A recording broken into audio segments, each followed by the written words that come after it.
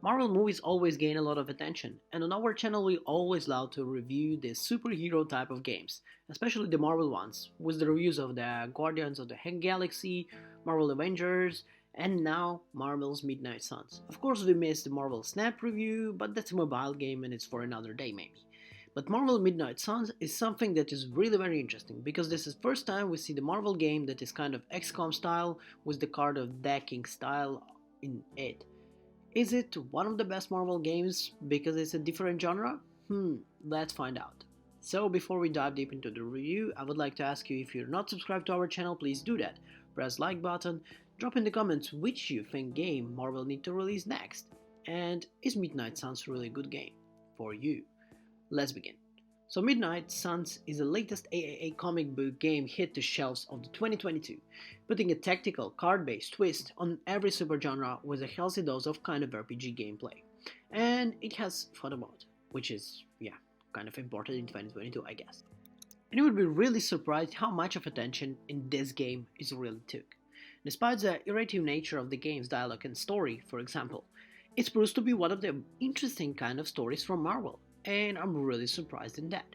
As a hunter, for example, you are a player that can forge the relationship with both Suns and Avengers, which is kind of two different kind of fractions in the game. And making keyboard to the background in this exchange leads rewarding the cutscenes. Yes, this game also has cutscenes, which is quite unique for kind of this type of genre. But at the same time, at XCOM we also see that. As hunter, for example, you also have a lot of cool abilities, so there is a lot of attention in that in the game.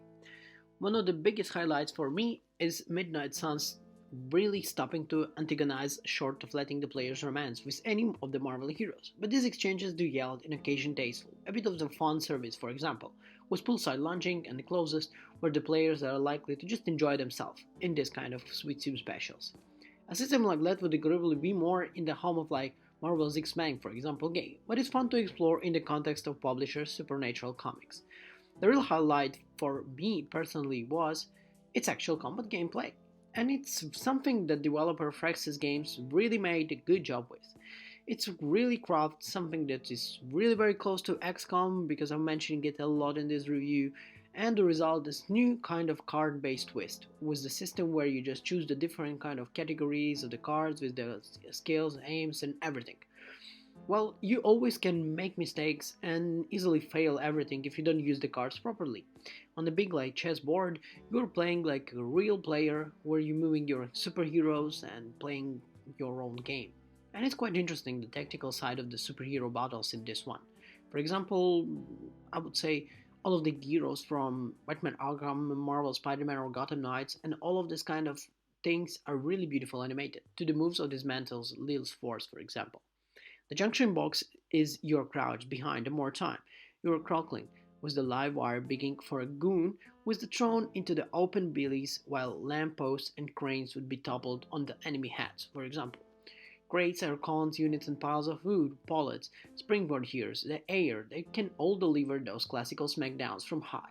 Everything here works for you to create the most fun and most cool time in the game and create the most kind of satisfaction for you, takedowns and everything like that. Such feats aren't really available freely, for example. To unleash the special heroic attack and environmental flourish, you need to build up heroism level by playing basic attack and supporting cards, regulating the age of dilemma, risk of reward, so you can choose whatever you're playing next.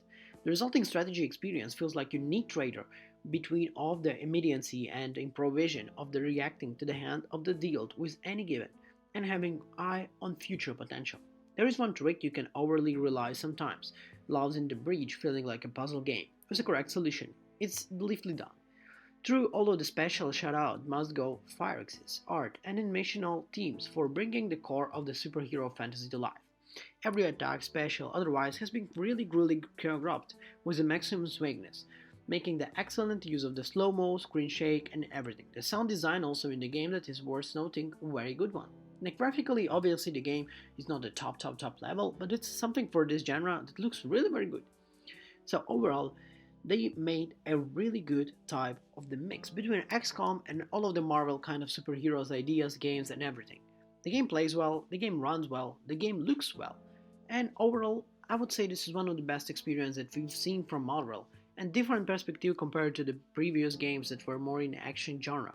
This one is completely different but creates this kind of atmosphere that you are leaning into the world of Marvel superhero life with a more strategical view from top. To summarize, well, the rating is gonna be somewhere around 8 to 10.